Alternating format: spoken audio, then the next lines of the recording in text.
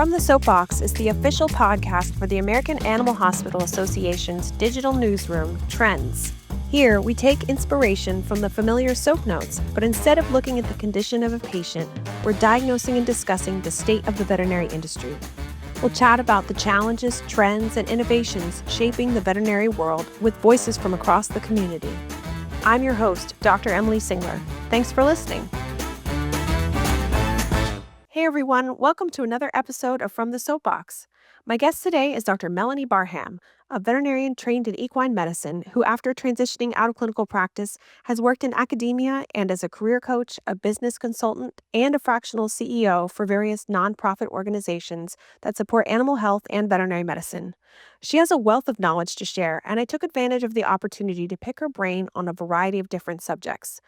Pulling from her career coaching background, we talked about some tools that can be helpful to have in your toolkit to improve your satisfaction and fulfillment at work. This includes things like getting clear on your values, considering whether additional training or certification would be helpful, and negotiating for what you need and want. Melanie breaks everything down in ways that are actionable, evidence-based, and not overwhelming. And this is not just for employees. She speaks from the leadership perspective as well, so don't miss this one. Without further ado, getting her time to talk from the soapbox, Dr. Melanie Barham.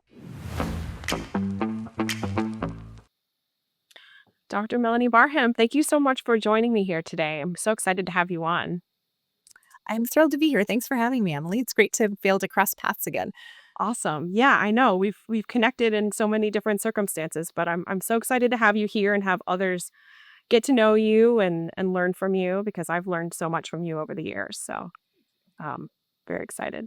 And you've done so many amazing things in your career, and I don't even think I know all of them. So I would love to just have you kind of start by just giving us all a little background and just kind of sharing some of your journey in veterinary medicine and where you are today. For sure. Yeah, thanks. I hope I can live up to those kind words. I started I'm Canadian and I graduated from the Ontario Vet College. I set off and with dreams of being an equine veterinarian. And so I did an internship on sport horses in Southern California. An amazing time. And I came back to Canada to work on sport horses. I did that for many years. After I had my first child, I saw a job posting at the University of Guelph, which was really a wonderful opportunity. And I thought, I wonder if I could do that. That would be kind of fun. It was to implement a really cool and innovative surveillance program. And you might think, oh, I've never heard surveillance and innovative come together in that way, but it was really neat to bring together the views of people in practice for each species group and bring together views of practitioners and then views of data from the laboratory and pathology, and then also to bring together government and academic veterinarians to put together something for each species group and figure out what exactly was going on at that moment in time for infectious disease and animal welfare, and put out products that would actually help people in practice make good and timely decisions. And it was an amazing program and a really great opportunity for me to be part of an incredible team at the University of Guelph and the Animal Health Lab, and just to get to know so many different veterinary professionals across the province. I got involved in some national surveillance initiatives as well, and I also went through and did my MBA in sustainable commerce and a project management designation while I was there. Got to do some teaching and lots of other unique opportunities that you get when you're in academia, which is so fun to be. There's just a smorgasbord of opportunities that you can be part of. I started a business around the same time to support people in their careers, mostly because when I left practice, a lot of people called me and were like, well, what else is out there? What else can I do? Because I think many people were quite surprised that I was pretty diehard as an equine person. I think they were pretty surprised that I'd left practice and were curious to know what other things were out there because most of us don't really know. So I went in that direction. In my MBA project. I did a project on veterinary careers, which taught me just as much about how people can be happy and stay in practice as it did about the different career paths that people went in. And that people often will leave practice and then come back in. We call them boomerangers, boomerang group kind of thing. And they'll boomerang back into practice, which is kind of cool. after I got my MBA and had been at the university for a while, I went and worked at Animal Health Canada, which is a public-private partnership, not for profit, that's across Canada, and it takes care of some of the emergency preparedness initiatives for the country, some of the and the animal welfare codes of practice for farmed animals, and then also the National Surveillance Program, among other things. And that was a wonderful experience, really getting to work with different parts of agriculture and working on a very large national scale. Um, Around that time, my company was some of the assets of my company were bought by a company in the UK that I'd collaborated with closely, Vetstego Diversify, and so I ended up working with them. And during that time, I was also asked because I was working for Vetstego Diversify. To a few days a week, and I had a couple of days spare. I was asked by a charity in Canada that I greatly admired, Community Vet Outreach, if I would be their CEO for a couple of days a week as a part-time gig. So I did that. So I fell into this position of being a fractional CEO. And since then, I've moved through and been supporting. I think I'm on my fourth or fifth organization that I'm supporting as a fractional CEO. And I realized what I really love is supporting like really thoughtful growth and making sure that the common thread throughout all of this whole career thing has been, which sounds like a very long and winding and disjointed path. To me, the common thread is really helping things to grow and scale, but growing and scaling thoughtfully. So as I've moved through that, and been a fractional CEO and helped startups scale up and started coaching a bit more and got additional qualifications in coaching in addition to career coaching. I started to realize that what I do love is helping companies and individuals grow their, grow their businesses, grow from an idea, and grow it into something that is really that's really going to make an impact that they want to make in the profession. Wow. So I hope that I feel like Incredible. that might have been a longer story than you wanted to hear, but Yeah, no, no, that was perfect. That was amazing. I didn't know all the ways that you had just innovated yourself, but still been so directly involved in veterinary medicine and all of these different roles. Um, and I love that, being a fractional CEO has become kind of a serial thing for you because you have these abilities and skills to kind of help these organizations grow. And and you mentioned your research on like ways to stay in practice, and I definitely want to come back to that because I think that's something that a lot of people would benefit from hearing about. But I wanted to ask you about your MBA and your project management certificate. yeah. And sort of what prompted you to kind of get those degrees, get the degree and the certificate, and sort of how you saw them kind of fitting into your veterinary career. Because I think a lot of us Yeah. sometimes think about like, oh, should I get another degree? Should I get a certificate? Like, what was that decision making process like for you, and how has that Yeah. helped you? Good question. So the project management professional, that's one that I probably wouldn't have thought of initially, but my husband is an engineer and he has a project management designation as well. And I actually saw how it changed the way that he worked and the way that he approached different challenges that he saw in work. So I thought it was really neat. And I was in practice at the time, and I guess I did quite a lot of projects because I did for the practice I was working on. I designed a mentorship program and a new employee program, an onboarding program for new grads, and did a lot of the training, I guess, for staff and things like that, depending on the group. Um, so I saw that, it would be helpful to have frameworks and ways to do things and a methodology for making projects move smoothly. Because a lot of the times projects fail because there's missed expectations, or we haven't scoped it out well at the beginning, or we haven't figured out what are, we kind of just jump right into a project. So it became when I joined the university, they're very generous at the university about having a way to pay for education. And they were my boss. I had a great advocate in my boss, and he said, I think you should try and look at getting additional certifications if you want to stay at the university, because a university environment really promotes having advanced degrees. So the project management designation was one that is reasonably easy to get. As a veterinarian, I've already taken standardized exams, and you get to be kind of a professional test taker by the time you're done vet school. And then and I had a lot of project management hours. And so studying for the courses made a lot of sense, and it was really applicable to what I was doing. And then an MBA really was a natural progression from there. And I guess, to be honest, I'd always really had an interest in business, even as a student. And I started some businesses when I was in high school and stuff. And I just really liked business, I suppose. I just didn't think that was never sure that it was something that was going to be possible for me in practice as an associate. So it was great to be able to have that opportunity at the university to take that, and a focus on sustainable commerce was really important for me, because that's what I think about a lot, is how do we make businesses sustainable from the perspective of, both the environment, but also the people part. Like, how do we make sure that we're not burning everybody out, and it's not we're creating a situation where people want to stay for a long time. So I think that if you're looking to advance your career, or if you're feeling a bit bored in where you are, doing an additional certification, we know actually the research that I did showed that, and I hope that'll be published later this year, shows that one of the ways that people do reengage is through and maintain their interest and stay in practice and stay in these places that they actually are really well suited for and that they love, is by doing additional certifications.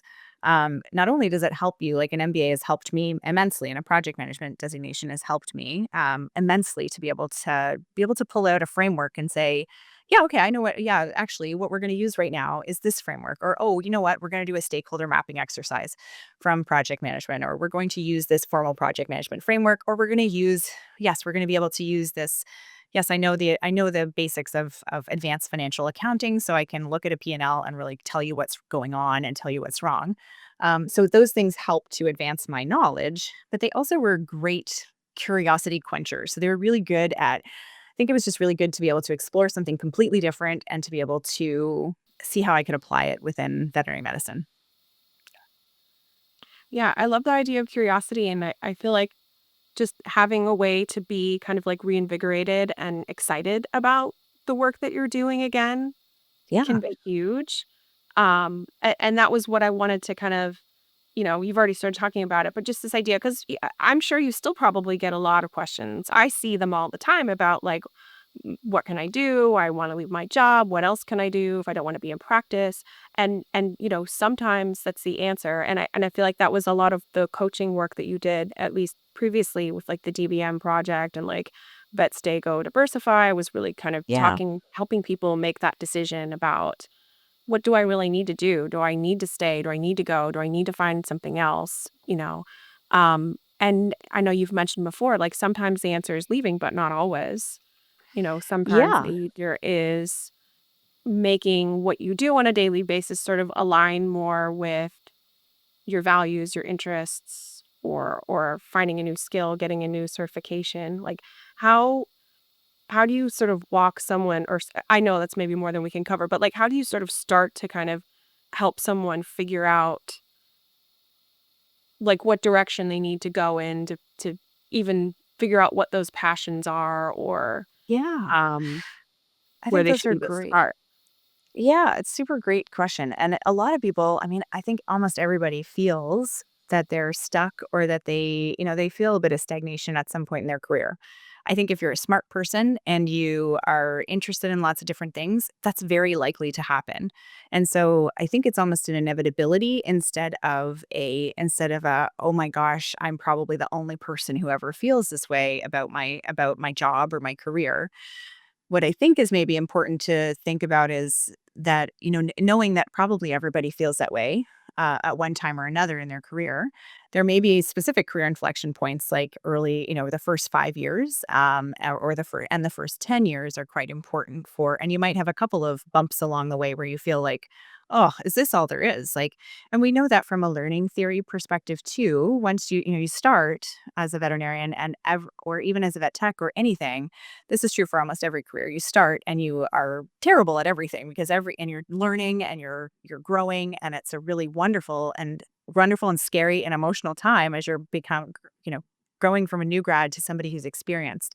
And once you've been a few years out in the field, maybe it isn't that exciting anymore to do a spay, or maybe it isn't that exciting anymore to do things that were exciting on day one because you've done it a bunch of times. And so there have got to be ways or maybe you're hitting into life things like you're caring for a parent, or you have children, or you have different responsibilities or different things that you want in your life at that point. So it's important to reevaluate where you're at frequently and say, okay, if I'm feeling like things are not optimal, then what does need to be optimized? What would need to change in order for me to feel happy? And I mean, we also know that this is a job. So you're not looking at, this is a vocation that you get paid for, which is fabulous and so lucky that we get to do that. But it's also a job. So you're looking for like, how can I feel satisfied and happy to be here about 70% of the time? I think that would be a good, if we're aiming for everything to be sunshine and roses every single day, I don't know that anybody would be able to live up to that. And maybe I don't know if that's cynical, but I think it's important to know that there are going to be bad days and good days for everybody, no matter what. So I think you're figuring out, okay, what areas of my life, if I imagine my life into like slices of a pie, what is most important to me? Like maybe, my family is really important to me. My being good at my job is really important to me. Feeling satisfied in my job is really important to me, or learning is really important to me. Maybe hobbies or friends or family. What areas are out of whack? And what would you need to do to get those back into alignment? Maybe the job environment is not great anymore, and maybe you need to swap jobs, or maybe you just need to renegotiate what that looks like in your role. And I think, Emily, like when in the DVM project, when we were doing career coaching, when I was doing career coaching alongside Dr. Colleen Best and alongside Dr. Leanne Benedetti, um, a couple of things that 80% of people that went through a career coaching program, and this is true in the UK, true in Australia, it's true in North America. Around 80% of them stayed in practice because it actually it has been for most of us our lifelong dream. It's really more about finding what we love about our jobs and our days, and finding more balance or finding a way to make that into a better balance. That's interesting. Yeah, I hadn't heard a statistic like that before. So That's just that's an helpful. anecdotal. I don't think it's Yeah. published anywhere, but it's really just Yeah. my like personal, and from talking to other coaches too, I would probably say that that around 80% of people that certainly who have gone through any career coaching programs that I've been part of, have about 80% of them end up staying. Because it turns out that it's actually, yeah, it is a really good profession. It's a really fun thing that they love to do. And it's what a lot of the parameters are what they would love to have. They just need a little tweak. And for people who are in clinical practice who, aren't really in an academic setting, so maybe it wouldn't make sense for them to go back and get like a master's degree Hmm. or something like that. Um, I would imagine there can be value in getting other types of certification Yeah. or training that is more practical and hands-on to the work that they do every day.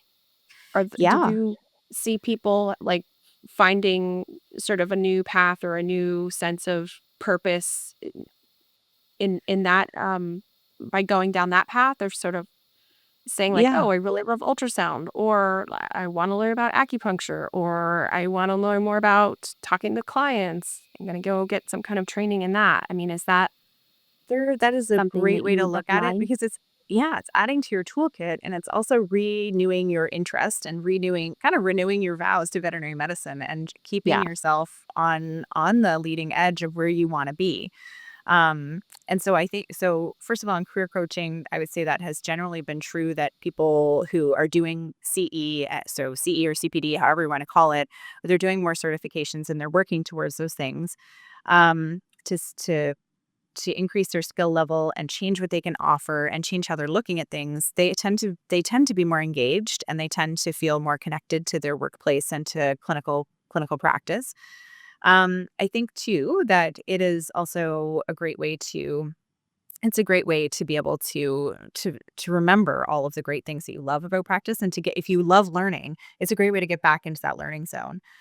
Sometimes your employer can pay for those certifications because they'll often bring more revenue into the practice, which is great. Or you can negotiate for part of it to be paid for with your CE, or if it's a 2-year program. For example, with acupuncture or chiropractic, like often employers will pay part or all of it, which is fantastic to have. In the research study that I did, again, hoping to publish that this year.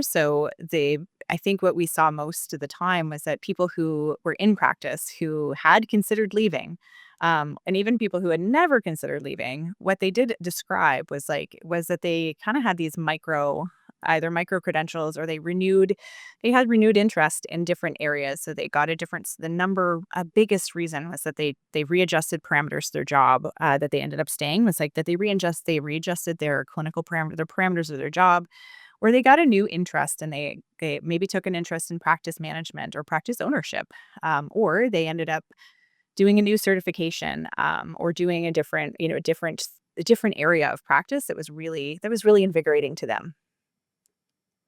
And I think that's amazing. Like, there are so many things you can do in this profession. And now there's more certifications and more opportunities than ever.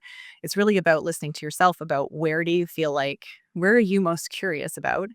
And then I suppose if this is a motivating factor for you, like where is like return revenue, or where is the return on investment? That might be what I'd ask if I was a practice owner, and aligning those two. But also, where are you going to feel how are you going to feel like you're still contributing and you're still on the leading edge, if that's important to you? Yeah, I love that. And you mentioned negotiation, Yeah. and that's something else that I really wanted to talk about with you, because I know that so I was in your coaching course several years ago, and that was one of the topics that was covered in terms of like negotiating. And I know that could be for like a pay raise, or it could be for better benefits, or different responsibilities, maybe a different role, different schedule, like any of those things. Um and just like a lot of personal conversations I've had over the years with people, like definitely not everyone does it, and it can Yeah. feel very, very scary to do. I know I at times have felt like I was being, um, I don't know, too greedy, too picky, too difficult, that kind of thing. Um, but I also know that, like, if you don't ask, you don't always get what what you want, what you could otherwise get. And then I've heard you and I've heard others say too that like not all negotiation methods work well for everyone, for hmm all individuals, and I just would love to sort of hear more of your thoughts on that. Yeah. So first, I'd love to speak directly to employers. So if you're listening as an employer, I think a lot of times employers shy away from helping their employees learn how to negotiate, because if you're not a great negotiator as a boss, and I will hand on heart say I was the worst negotiator of all time as both an employee, when I started out as an employee. And if you feel worried that you don't want your employees to be better negotiators than you, I'd actually encourage you to reframe it and think about asking, like, what if you could know exactly what every employee wanted and needed, in order to stay with you? And it's imagining that your employees are like, if you like your employees and you feel like they're great and you'd like for them to stay for a long time, I would love, like, as an employer, I would love to know what an employee wants from me so that I can know how to get that for them. Because even if I can't give it to them right then, even if we say, well, yeah, I can't pay for an MBA for you, but I know that that's what you want to do. I might be on the lookout for lots of different opportunities for you. Or I might be looking out for things that might really help you, or I might be like, I can't get it today, but I can help it. I can do something tomorrow. I can do something next year. And if it's on my radar, then at least I know. But as an employer, it can also feel like you have to be a mind reader sometimes, because it's almost, if your employees don't know and do not feel comfortable to ask you for what they want and need, then you're kind of guessing in the dark. Like, okay, well, I gave them a raise. Like, what else does everybody want here? but shoot, they wanted more responsibility. I had no idea. I think it's very heartbreaking to when I've coached employers and leaders when they say like, well, we lost this great person or, lost a couple great people. And, I would have given them that kind of position. I didn't know that's what they wanted. And that to me seems like, wow, if we could make a place, if you could make an employee feel comfortable to ask you for what they wanted and needed, even if you can't give it all, at least you've asked and at least they've been able to voice that. Because sometimes for a lot of people, that's the hardest thing is to ask for what they want and need. And on the second, and then to think about it from the employee's perspective, if you are not asking for what you want and need, your employer can't guess that. Like they might be built very differently than you. They might have very different motivating factors from you, and they might appreciate different things than you. So it's very hard for them to guess what it is that you want and need. So it's important to stop and ask yourself what it is that you would like to see happen and what you really need in order to be successful. Um, and then try asking for it. I think and I think framing it as taking the negotiation word out of it because it seems to freak everybody out. Sometimes takes some of the emotion out of it, but also everybody is kind of amped up around negotiation time. It is when you're negotiating your salary, especially if you know you're going in and asking for something. Um, Depending on what your family of origin said about money or about asking for, it's rude to ask. It's don't be greedy, those kinds of things. If those sorts of things were present in your family, or in the culture in which you grew up, it's going to be much harder for you to ask for what you need and want.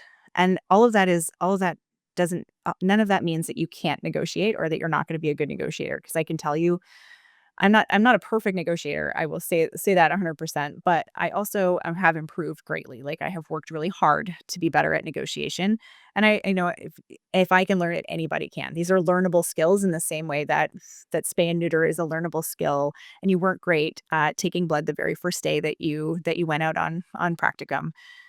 Everything is learnable and everything is figure outable. Yeah. Emily, I know you wanted me to answer specifically around negotiation techniques. They don't always work well for everybody. And I think that's important to notice is that we know for the research backs this, and it's certainly true in real life, that not all groups are treated the same when they're negotiating. So it used to be that we would tell women, for example, just go in there and negotiate like a man. Everything will be great. And it turns out that that was bad advice. The research was like, well, women aren't getting raises because they're not asking. Turns out that women were asking just as much. They just weren't getting, they were not, they were being treated differently because if they were using techniques that were appropriate for men and that got men a different way. Sometimes we view, depending on the circumstance, we view women differently and they're treated differently with a different bias.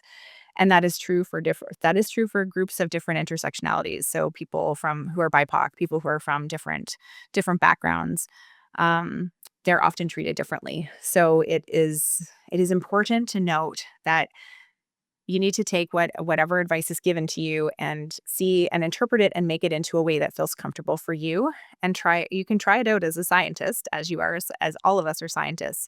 Try some of the things out, but if it isn't working, feel free to swap to something that might work for you. So for example, when I'm working with groups when I'm working to teach negotiation or for asking their employer to phrase that differently, to ask for what they want to need, either from coworkers or from their employers, and it transfers over into home as well. I do recommend coming with some data. Particularly if you're from a group that has been historically marginalized, come with some data to show to back up what you're asking for. Come with some things that you are willing to do, and come with some proof of the things that you have done to generate for the workplace or to make the workplace a better place or how you've contributed well. Those are much less they're much harder to refute when there's real solid evidence of those things, and if there's salary ranges or there's benchmarking studies available, then those are really good ways to say. Those are really good ways to present to an employer. Hey, this is what the benchmarking study says. These are some of the things that I've contributed this year. I'd love to be up here in the salary range, and I'd love to have, or I'd really love to have another week's vacation. I'm wondering how can I get there? Or would that, given what I've done this year, I'd really like to ask for this. That sounds a lot more solid than coming in and saying seemingly pulling a number out of the air. So help to walk, if you think about a math problem, kind of show your work, if you will. How did you get to that Yeah. number? Yeah. And or just like providing some evidence too, since we That's all really like to helpful. see evidence. Yes. Yeah, that makes sense. Um, and then just kind of like staying with the idea of like salary and pay. Hmm. Um, we've seen some movement, maybe not specifically to veterinary medicine, but just kind of in general toward like more pay transparency. Publishing the salary. And I would think that when there's a published salary or there are like known salary ranges for certain roles throughout a company, that maybe there's less of a need to negotiate because they're telling you this is what we pay and, everyone who's in this role gets, about the same thing. And so this is how we keep it fair. And so kind of maybe takes the negotiation piece out of it. But is that the right way to look at it? Yeah, good question. So pay transparency is a really cool topic. And even if you say, so there's some data that I can share, certainly from the veterinary sector. When employers post the salary range, even if it's a very wide range, for a job on LinkedIn or wherever they're advertising, they get far more applicants. I was working with a charity this year, and we did a competition, and we posted the salary range. We had over 200 applicants. That is one of the easiest and simplest ways to get more high quality applicants to your jobs if you're having a hard time recruiting. Simply because, particularly if you're from a marginalized group or you're from a group that doesn't love negotiating, it is a really good way for you to know that this company. It's also a really good, like, it's a waving a flag and saying, yeah, we believe in pay equity because we're willing to say what this is all about. Is every company able to do that and allowed to do that? No. But it is something, if you are an independent practice or you are a practice that is looking to recruit, that is a very easy way. We saw that across, truthfully, when we did job ads globally, that is one of the number one ways to get more applicants is to post the salary range. Does it eliminate the need for negotiation? I don't think it does eliminate it entirely, because I think you should always be asking for what you want and need. But it does give, first of all, I think as an employer, it saves a lot of time, because when you're going through applicants and you think, gosh, this Emily is so well qualified. I wonder if I don't even know, like, if we offer her the job, she's probably not going to be happy. I don't even know if we could pay her enough to keep her. If you've already given the salary range, it's kind of clear that it's, yes, this is the range that we're operating within. And so Emily has applied, and she know that if she read the job ad. So it saves a lot of time for employers, and it eliminates that worry, for the most part. And then it does give you, if you're an employer, I think it gives you also a little bit less to worry about when you're negotiating, because you have this range that you're willing to work within, and that it kind of takes things down from the wild swings of negotiating and the big emotions around, like, whoa, this person asked for a lot, I can't believe that, or wow, this just seems like a crazy situation. Oh my goodness, that's so impertinent, or any of the other big feelings that might come up. It kind of gives you an idea of, hey, this is the range that we're willing to work within. And so it gives you just a bit, it just gives you less of those wild swings, I guess, as an employer.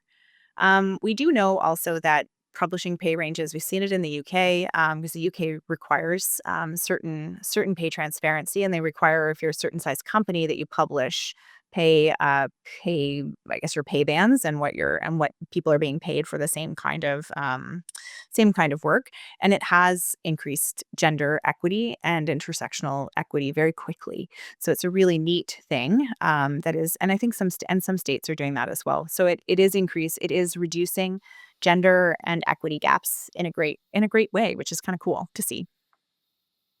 That's so encouraging because I know that's still a big problem in some sectors in some parts of the world.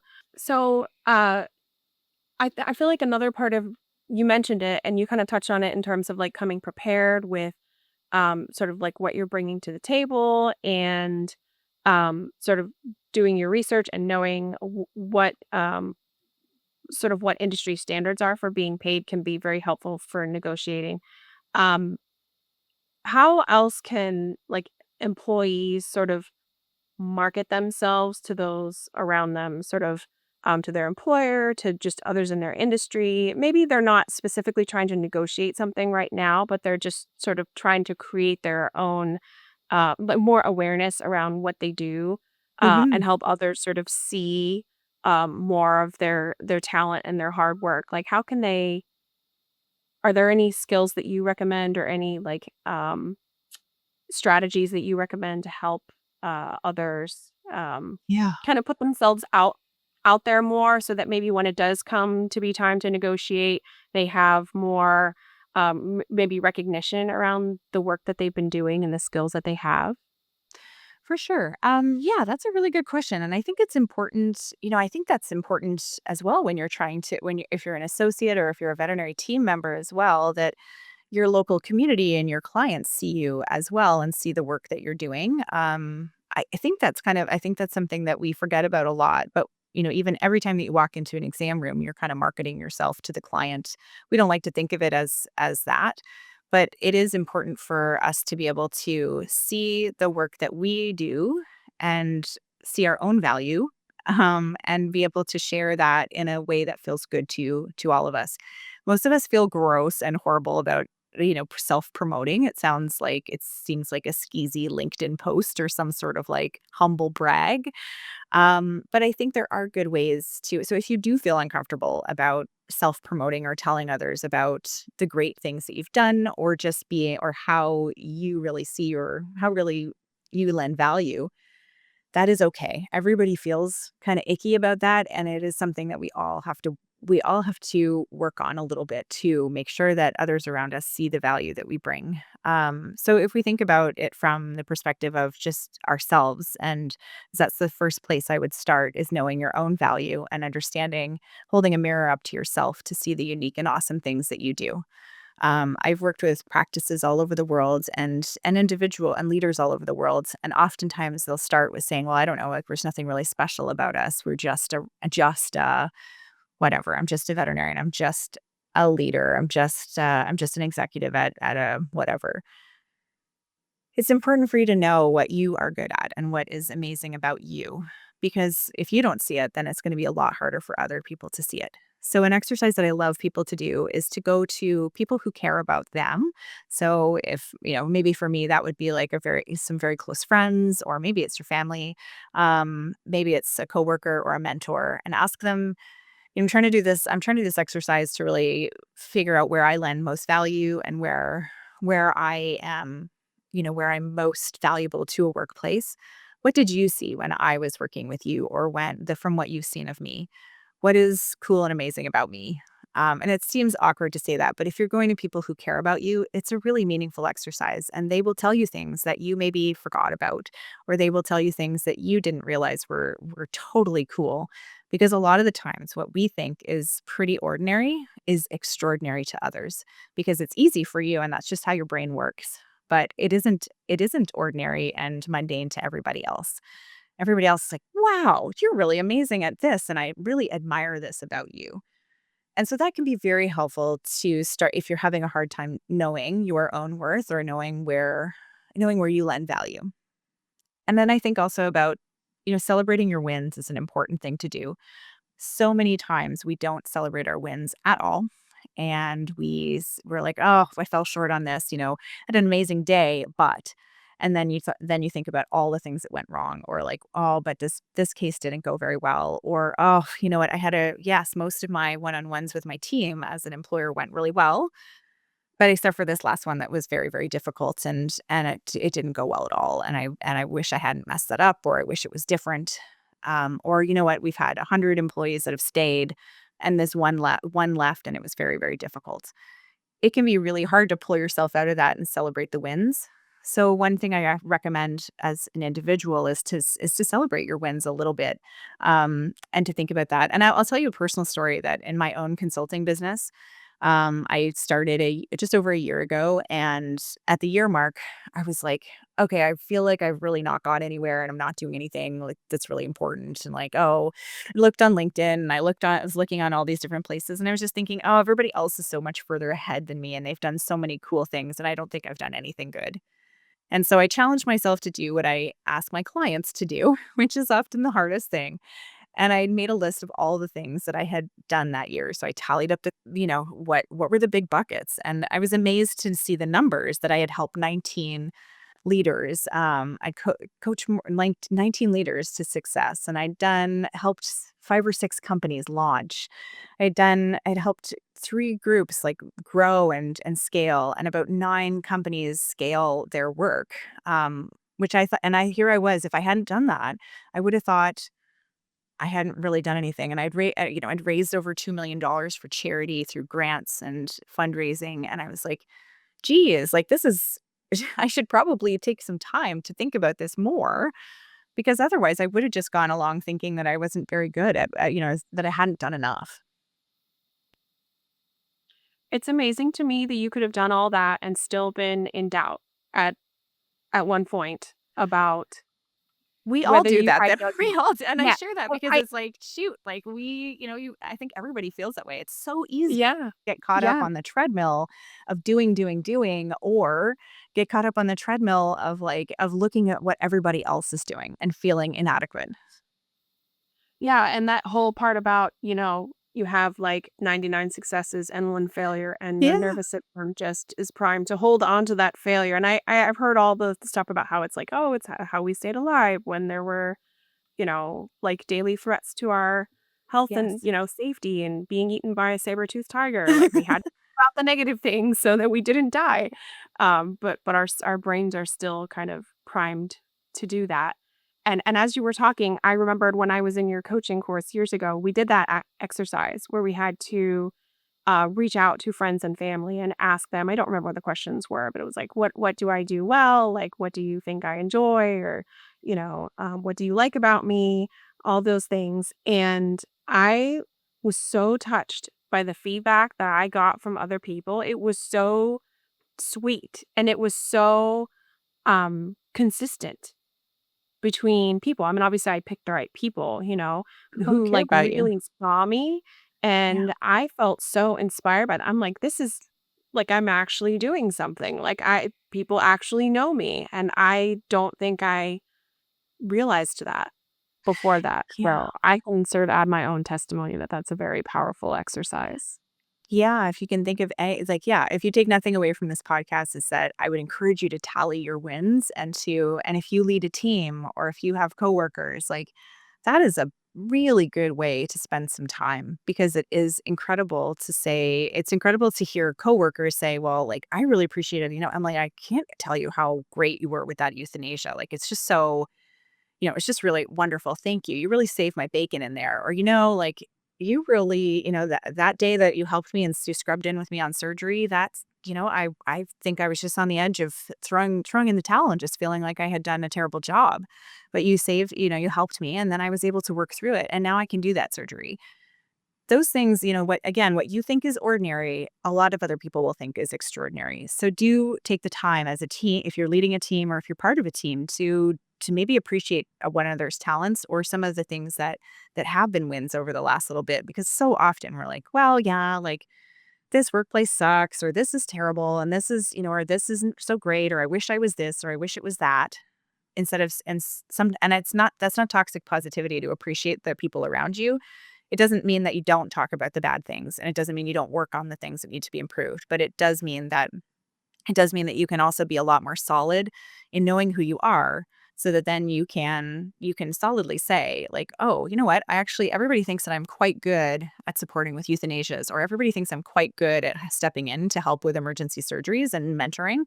Maybe that's an area where I could really lend value to this practice." Maybe that's an area where I could really focus on, or curiosity. So knowing yourself, again, holding a mirror up to yourself is never going to be a bad thing, and helping your coworkers to see it too. I mean, it's so endearing and so wonderful to when a coworker says what they really appreciated about you. Yeah, I was just thinking too that I feel like a lot of us in practice will get into the mindset of like, no one appreciates the work that I do. Like, Yeah. nobody, it doesn't make a difference to anybody. Nobody's because, same thing, we hold on to the complaints, we hold on to the negativity and just to be reminded that there are plenty of people out there who greatly value the work that you do, I Yeah, think for sure. can be For sure. huge. Awesome. And then just kind of like sticking on the theme of like optimism and positivity, I always like to ask, like, what's something that you're excited about in veterinary medicine? Either something that's happening now or something that you're looking forward to in the future.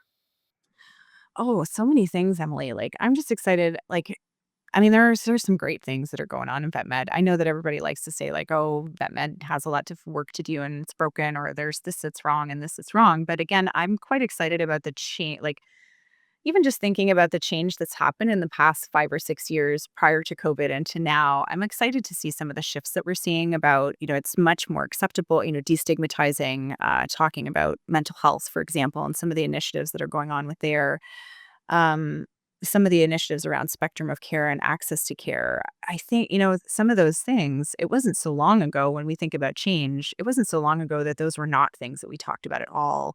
Or it was just not it just wasn't a thing. We didn't even have a name for it. So I think when I think about that, it's that, while it feels in the moment that change is happening really slowly. And I am the first person to say, I want change to happen now and immediately. And I want to be like 100 steps ahead of that. I'm also very hopeful that we have been able to make some changes in our industry and that we and I have seen it, it seems like it has accelerated throughout COVID, and we've seen different sometimes a pandemic really put a bit of pressure on certain areas for us to examine it a bit closer. So it's kind of cool to see post-pandemic how we're going to leverage that into the future. Hopefully we don't have to have another pandemic or crisis in order for that to happen. I would not hope for another pandemic, but I do find hope in the fact that there's so many different models out there now to be offering care. I think about remote work as well. Like that wasn't even, when we think about that prior to COVID, that really wasn't a big thing in vet med. Telemedicine was really at the beginning stages, and even, nobody even no, Zoom wasn't even a thing. So it's amazing now that we can do video calls with clients. We can do things that are so different, and that it's expanding access to care and it's expanding possibilities for so many families, which is very, very cool. I'm also excited to see people continue to focus on making veterinary medicine a place where everybody can thrive, and whether that's as a pet owner, or a livestock owner, or whether that's as a veterinarian or vet tech. I'm excited to see how we can help use technology and to advance that, and also to think about how we can make better spaces that are going to be the workplaces of tomorrow instead of being using a model that was built 50 or 60 years ago. I love all those things. That's I agree, very inspiring. And I'm so glad that we all get to sort of work and contribute to the future of vet med in our own unique ways. So I'm really, really glad to have you here to inspire all of us to keep doing that today. We've got work to Um, do. We've got work to do, yeah, but it doesn't mean for that it's sure, not move. for It's sure. moving, and it may not be moving Yeah, enough, but it's still moving, which is good. yeah. And we're doing the work, and we just need to all stay in it and keep doing the work. Do you have any final thoughts you'd like to leave with listeners or let anyone know where they can reach you if they'd like to Yeah. find Yeah. So I think as a final thought, that always sounds very prophetic, or that I should have something really profound. But I do think if you're an employer listening, I hope that you get curious about your employees, about how, what they might want to need, and seeing how you can encourage those conversations more. Even if it's not at negotiation time and it's kind of middle of the year, I think those are really valuable tools to open up those conversations, to keep people that you like in your workplace, that you want to keep for a long time.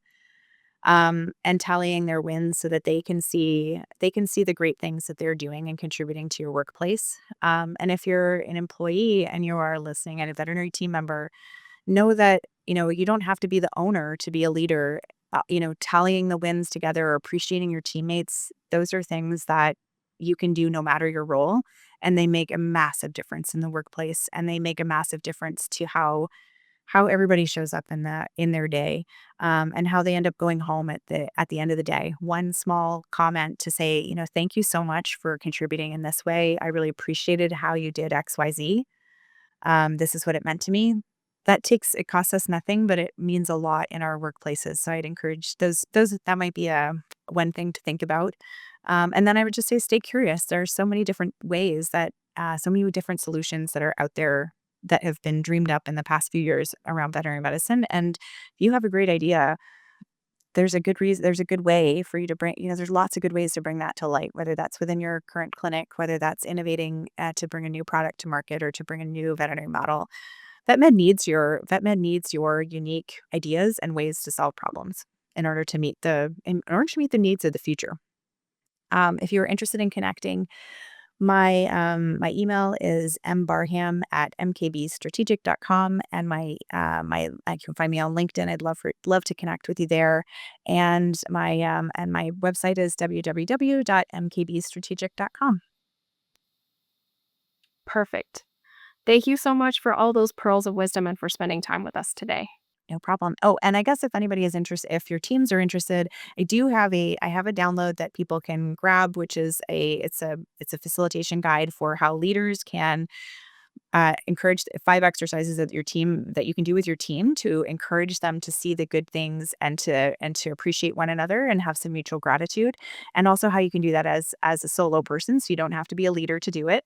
But they're designed for staff team meetings. They're designed for all sizes of teams, and it's a free download on the website. So feel free to grab that whenever you want.